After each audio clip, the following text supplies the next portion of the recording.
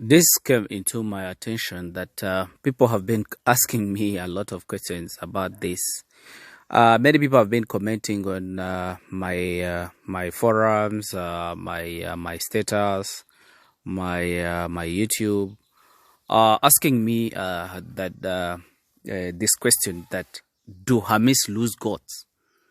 I don't know where people got that question from, and what's the reason why they really asked me, do Hamis lose gods? Is it, it came to my understanding that you people, most of you lose gods and you keep quiet. Of which, me, I can say I don't lose gods. Because, in this business, the business is all about production and multiplication. Many people have been doing goat farming in the country for quite some time. But maybe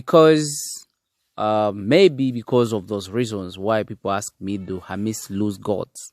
Is the reason why the number is not increasing. People keep losing animals and they don't really find out what is the problem.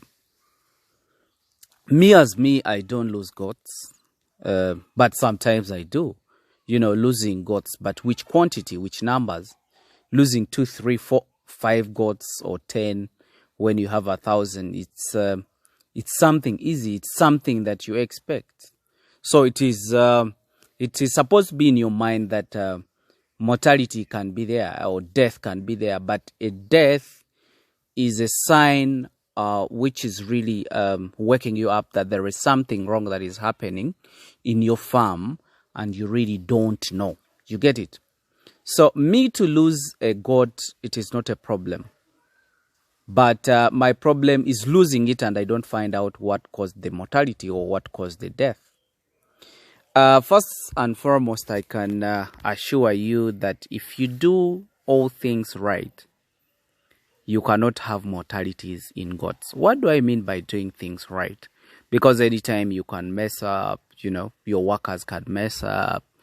But all those mess ups are the causes of mortality in goats.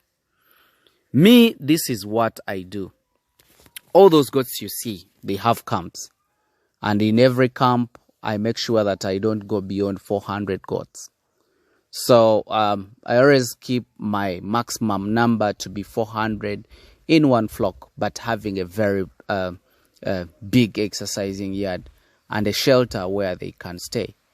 Goat's life is not all about the expensive housing that you put up, but it's all about the health of that house. The house is supposed to be healthy. What do I mean by a house being healthy? It's supposed to be aerated. You people, you are fond of building houses which are really very expensive, and the houses are not aerated. So that is one of the reasons that diseases do not get out of your houses. 2, somebody is just keeping animals in your farms, in your flocks, not even knowing that those animals need checkups. How do you take the checkup, or which kind of checkups do you do? Observation of those animals. That observation is supposed to be done by you or by your manager. Do you know managers are really very important, and the workers themselves. So the workers you use, they are supposed to be at least skilled up to understand why the project is doing like this, and why are the animals looking like this, and why, when the animals look like this, how do you handle those kind of matters? So that is just a simple skilling. The only or the best way you can prevent or reduce on the mortalities, first and foremost, it is by doing close observation. Close observation is done by your worker, and it is done by you too. Yeah. So if your worker knows how a healthy animal looks, can easily detect that these animals are sick or this animal is sick, because even the speed on which other animals can be moving on, it's not the same way a sick animal will move on. The way an animal will look in the face when it is sick, it's not the same way a healthy animal will look. Animals are funny and are funny creatures. They always want to show power. If it feels healthy, it is always jumping all the time, more so if it is done with feeding. 2, when that animal is not sick and it is feeling hungry, the moment you release it, it will fight to go and eat. But you look at an animal, it is stuck in one place, always sleepy, always not looking happy, it's not jumping, it's not playing with others, and you keep quiet. These animals shows us their clinical signs of diseases in many ways. One, by the eyes. You look into the eyes, how they look, that really detects that this animal is healthy or not healthy. If the eyes are not looking bright, if an animal is not looking bright, look into the eyes. You will see the eyes will look sleepy. 2, there will be maybe recriminations or the tears from the eyes. Look at the nose. The nose of an animal is supposed to be at least wetty, but not sweating. It's supposed to be moist, but not dry. You get? Look at that. Also look at on the haircut. The haircut is supposed to be bright and clean. Those animals, we don't wash them as in showering all the time. We always spray them over the weekend. But their skins are supposed to be shining. If an animal is having a rough haircut and it's not clean, that means there is a problem with that animal. And you really need to find out what is that. So when you're looking at what could be causing the mortalities is improper detection. How do you detect it? I've told you the animal shouldn't be looking sleepy. The animal is supposed to be happy. The animal is supposed to have a moist nose, not dry. It shouldn't have nasal discharge. It shouldn't have tears. It shouldn't even have salivas. You get it? Also look at the haircut. Is it clean? Is it not dirty? Is the hairs not standing? There is some animals that have fur. That doesn't mean that that animal is sick. No, it's not.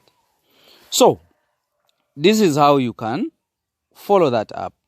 When your animals are going, like during the morning hours, when you wake up in the morning, it might not be you, but tell it to your managers that when a manager wakes up in the morning, he's supposed to go through all the flocks, not vigorously, but politely and gently, to go through those animals, see which ones are chewing cud, see those ones that are not chewing cud, ask themselves why are they not having chewing cud.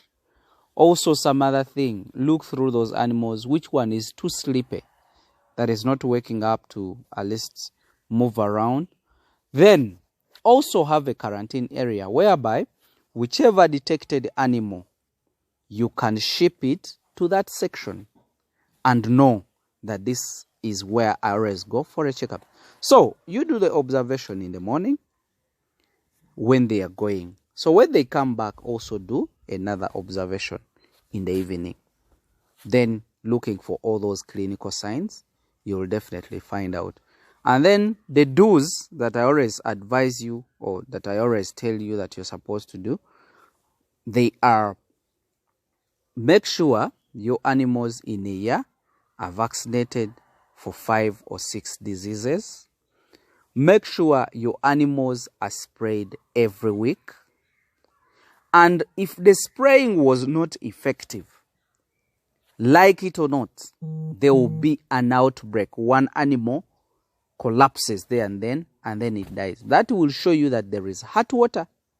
And I told you, when you detect that kind of situation, repeat the spraying and inject them with long-acting oxy.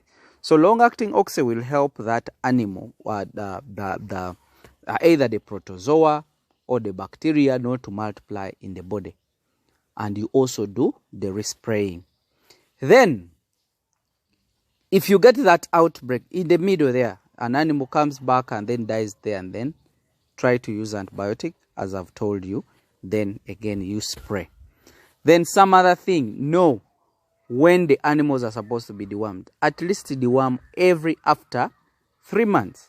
For the kids, at least every after a month, try to deworm them because they are very vulnerable with worms. So look at that and make sure that you give those animals some oral dewormers, most of the kids, because kids are very vulnerable.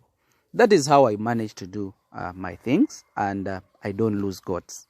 So your question is, do hamiisi lose goats?